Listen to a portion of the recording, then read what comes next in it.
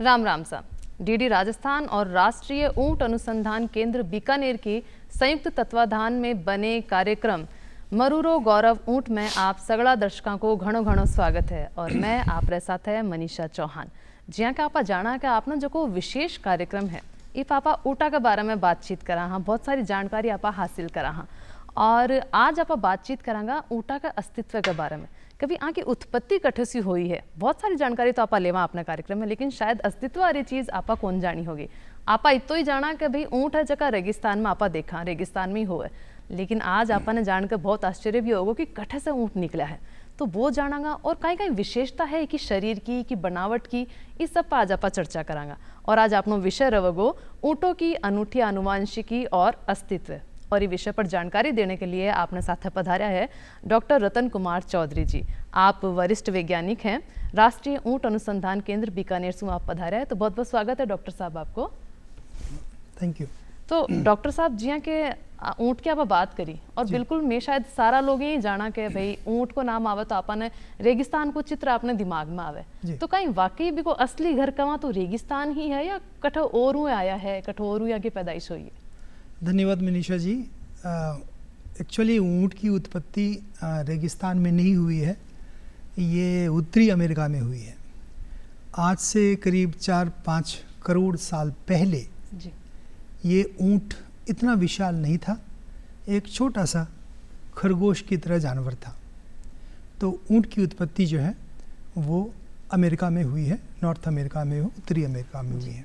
उत्तरी अमेरिका मतलब देखा तो उत्तरी अमेरिका तो बहुत ठंडो इलाको है बैठा को, तो एक और यहाँ भी कह रहे हो कि खरगोश जितो हो, तो इतो छोटो जानवर मतलब इतो बड़ो ऊंट क्या बनो और साथे वो भारत क्या पुग्यो?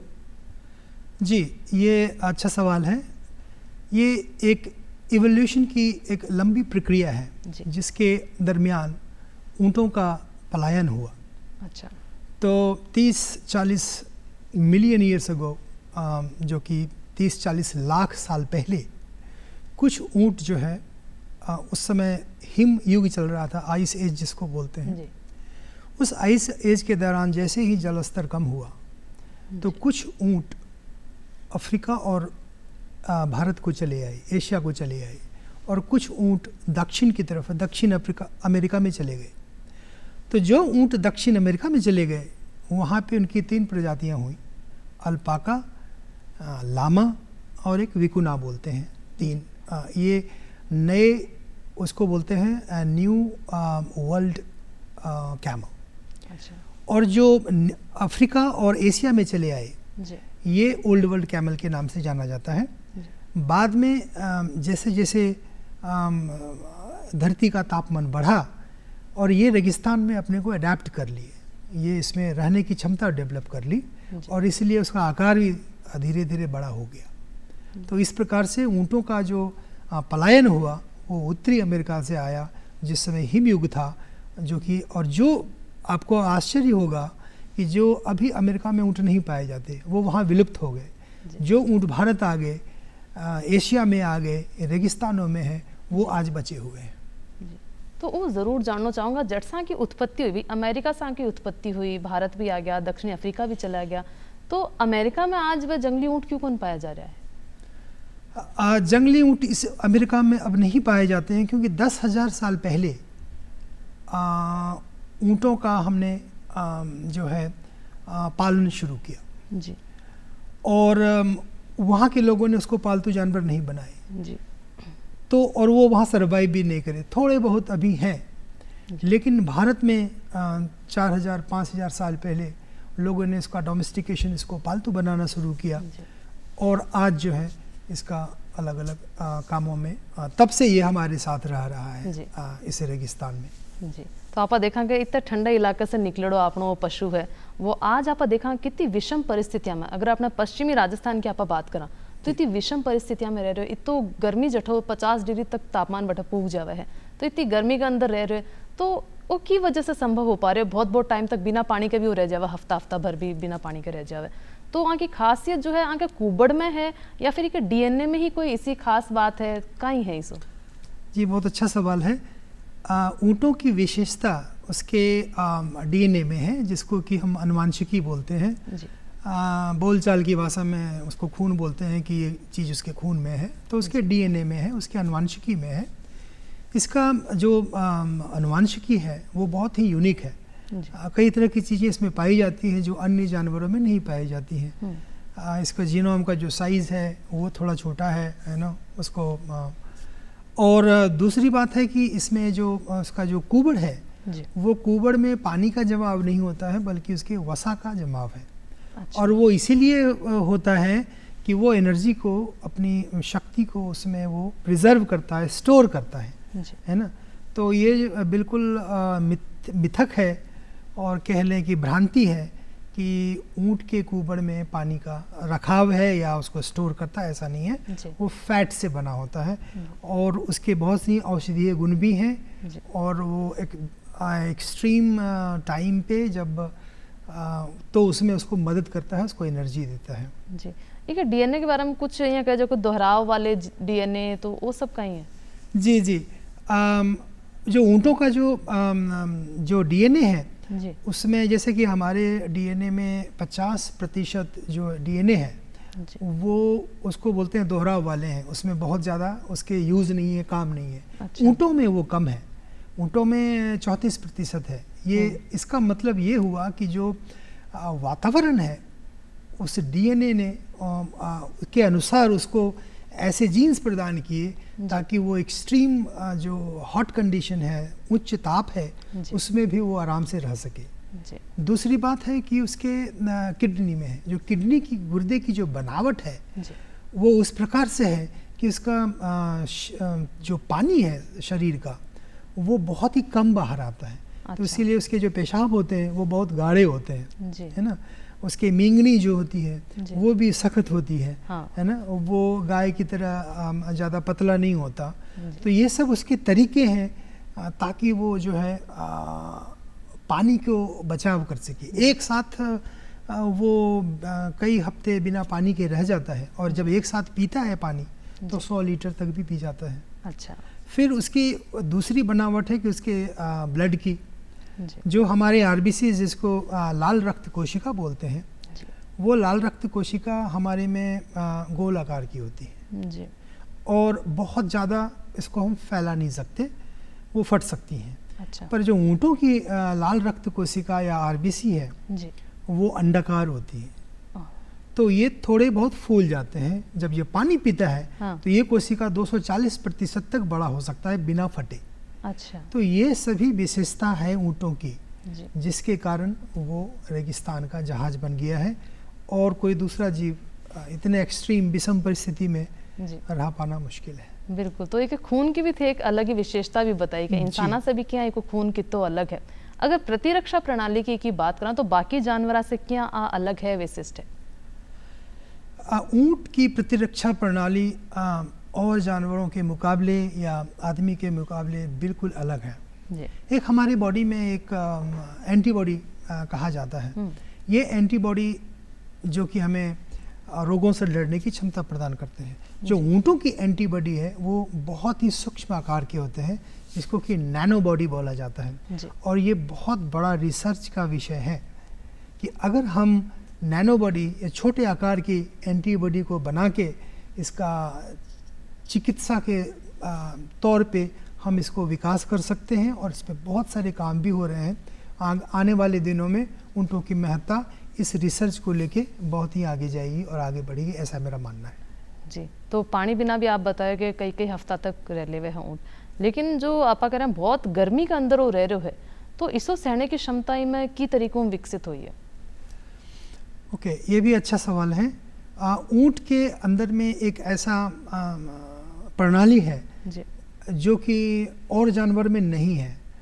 जैसे कि हमारा टेम्परेचर शरीर का 37 डिग्री सेंटीग्रेड है, हम इसको अपने हिसाब से घटा या बढ़ा नहीं सकते, है ना। अगर बढ़ जाता है तो हमें बुखार आ जाता है ना, तापा आ जाता है। लेकिन ऊँट की क्षमता ऐसी है कि वो दिन में टेम्परेचर को 41 डिग्री तक कर लेता है और रात में 34 डिग्री कर लेता है। तो जब उसको जितना ज़रूरत होता है अपने टेम्परेचर के, शरीर के टेम्परेचर को घटा बढ़ा सकता है बिना किसी दुष्प्रभाव के। तो इसके कारण से उसको पसीना निकालने की ज़रूरत नहीं होती जी। है ना। जैसे हमें गर्मी लगती है तो पसीना आ जाता है, वो पसीना जब वाष्प बन के भाप बन के उड़ता है तो हमें थोड़ी ठंडक महसूस होती है, राहत महसूस होती है। लेकिन ऊँटों में चूँकि पानी की कमी है, ऊँट अपने पानी को खर्च नहीं कर सकता, तो इसीलिए वो अपने टेम्परेचर को ही जो है दिन के हिसाब से या रात के हिसाब से घटा या बढ़ा सकते हैं, जिसको कि एडेप्टिव हेटेरोथर्मी बोलते हैं। जी, मतलब खुद में इतनी क्षमता है कि अपना शरीर को तापमान वो बढ़ा भी सके, घटा भी सके। बहुत अच्छी जानकारी ऊँटा के बारे में, जो वाकई में आपा सामान्य इंसान ने इतनी जानकारी को नहीं हुए। आपा खाली यहाँ समझा कि वो कोई एक बोझो ढोना रो पशु है, और ठीक है गर्मी में रह ले हुए भाई कई हफ्ता तक पानी कौन पिए है। और पानी की भी देखो बात, आप कुबड़ की बात करें ना, बचपन से मैं पढ़ता आ रहा कि जो कुबड़ है एक महीनों पानी इकट्ठो कर ले, इसलिए कई कई दिनों तक पानी कौन पिए। तो इनमें वाकई में कितनी सच्चाई है कि कुबड़ के महीने पानी इकट्ठो कर ले? नहीं, ये बिल्कुल मिथ्या है। कुबड़ में पानी नहीं, वसा मौजूद होती है। अच्छा। और मुझे लगता है कि किसान भाई कुछ उसको वसा को यूज़ भी करते होंगे, उसको पिघला के। अच्छा। उसका मेडिसिनल वैल्यू भी है। और हम एक रिसर्च शुरू करने वाले हैं जिसमें कि वसा से, जो मैंने आपको बताया कि स्टेम कोशिका जो मातृ कोशिका है, उसको हम आइसोलेट करके उस वसा से निकाल के हम उसके औषधीय गुणों के बारे में चर्चा करेंगे और देखेंगे कि किस प्रकार की कोशिकाएं इसके अंदर है। और हम ये भी कंपेयर करेंगे कि और जानवरों के मुकाबले जिस फैट में जो वो कोशिका स्टेम सेल है कि क्या उससे वो अलग है, या ये आगे का विषय है जो कि आने वाले दिनों में हमें पता चलेगा। जी, तो अभी भी मतलब रिसर्च तो चाल ही रही है। बिल्कुल अनूठो सो एक पशु है आपनो यो, है ना। अपनी पश्चिमी संस्कृति है, अपनी जो राजस्थान की संस्कृति है वह भी एकदम अनूठी, और भी आपनो जो पशु है वो भी एकदम अनूठो है।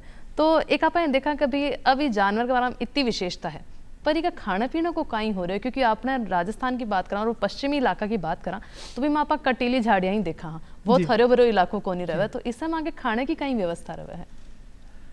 रेगिस्तान में मेरी जानकारी के मुताबिक 40 से 60 प्रकार की वनस्पतियाँ हैं जो ऊँट खाता है। अच्छा है?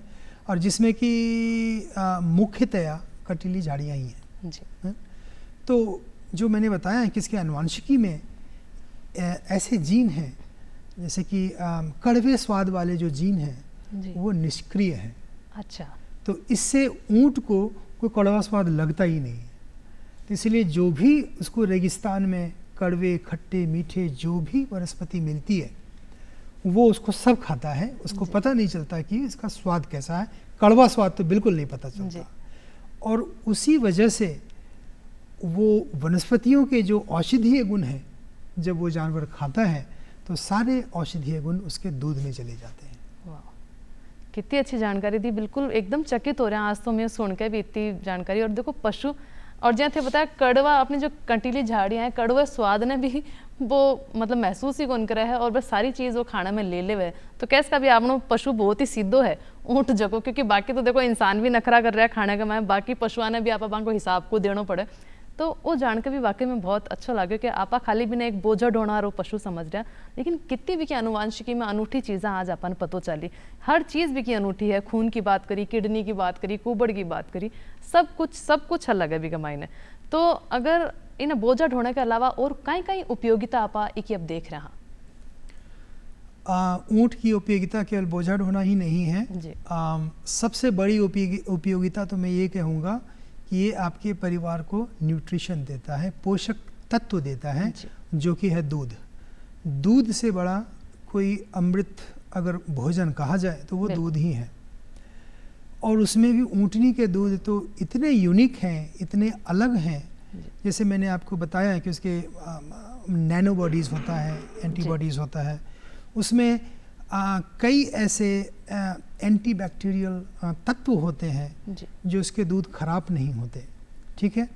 और मैं आपको बता दूं कि जो ऊँट का दूध है ये जो माँ के दूध से या आदमी के दूध से मिलती जुलती है जी।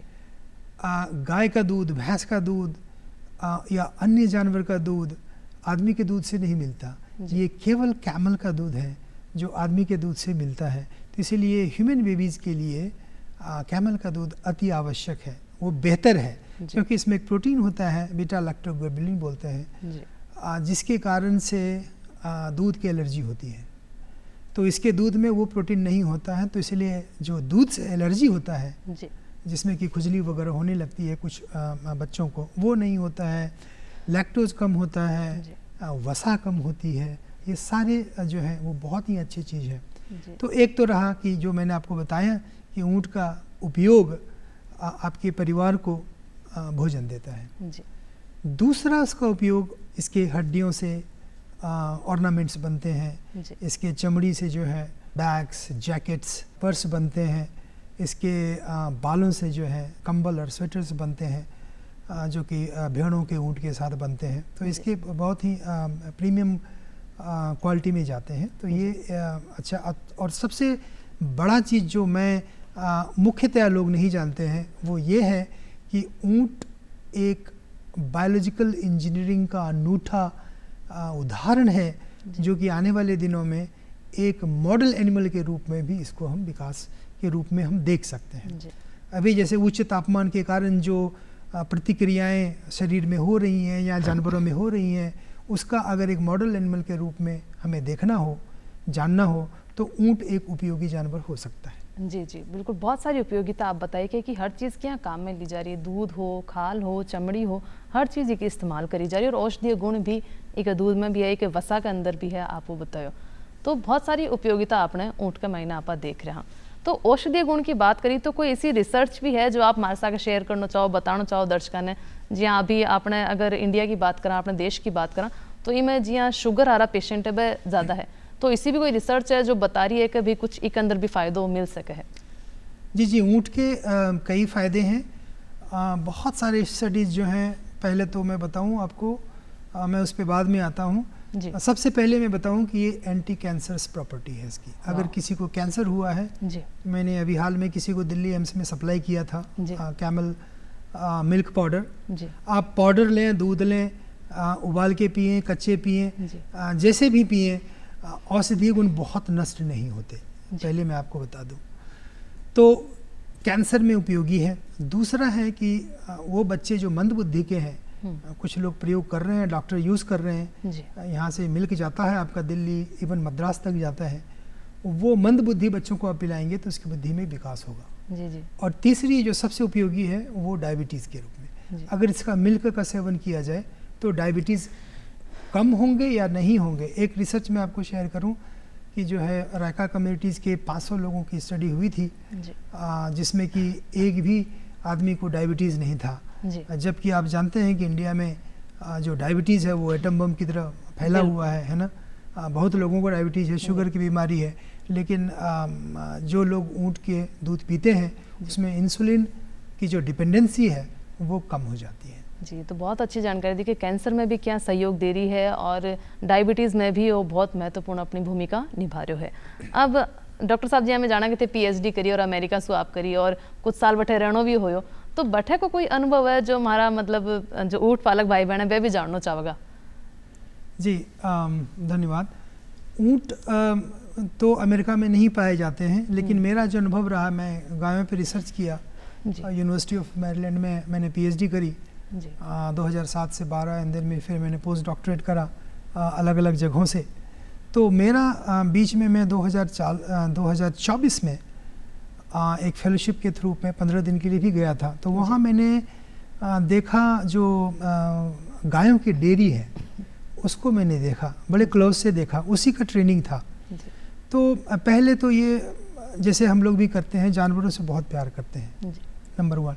नंबर 2 ये है कि उनका जो डेयरी का बिज़नेस है, दूध का बिज़नेस है, वो उसके परिवार से है, पीढ़ी दर पीढ़ी चल रही है, वो छोड़ नहीं रहे, है ना। और उसके साइज़ बड़े होते हैं, जैसे कि 1000 गायें हों, 2000 गायें हों, तो वो बिज़नेस के रूप में लेते हैं। तो शुरू में वो शुरू करते हैं कम एनिमल के साथ और फिर उसको एक इंडस्ट्री के रूप में डेवलप करते हैं। और साइंटिफिक तरीके से, जो वैज्ञानिक तरीके से, जो भी इसको खेती ही बोलते हैं कि ऊँट की डेयरी करें या जो भी करें आप, या गाय का करें, बकरी का करें, भेड़ का करें, इसमें युवा आए, युवा का आना ज़रूरी है। अभी देखा जा रहा है कि युवा सरकारी जॉब के लिए ही केवल बिल्कुल, बहुत भाग रहे पीछे जा रहे हैं या प्राइवेट जॉब के पीछे जा रहे हैं। अगर आप अपने जगह ज़मीन पे ही अपने व्यवसाय को जो आपसे जुड़ा हुआ है बिल्कुल। इसको वैज्ञानिक तरीके से करें तो मुझे लगता है कि ये फ़ायदे का सौदा होगा जी, और इतनी बेरोज़गारी भी नहीं रहेगी। बिल्कुल, बहुत तो वहाँ के अनुभव मेरे बहुत ही अनूठे रहे और मैंने पढ़ाई करी, पढ़ाया भी जी, और रिसर्च भी किया। तो वही कुछ रिसर्च मैं यहाँ करने की कोशिश कर रहा हूँ। जी जी। मैं यहाँ भी सुना कि एक कुबड़ारो ऊँट तो हो गई है, दो कुबड़ारा ऊँट भी होया करे।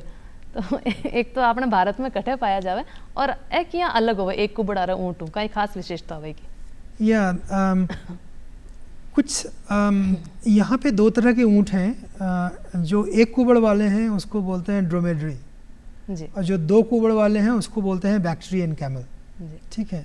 तो जो ड्रोमेड्री हैं, एक कुबड़ वाले हैं, वो थार डेजर्ट जैसे कि राजस्थान है आपका, गुजरात के कुछ पार्ट हैं जी। आपका, तो 80% जो है आपका ऊँट आपके राजस्थान में ही है, जी, उसमें भी बीकानेर में है। जी, ठीक है।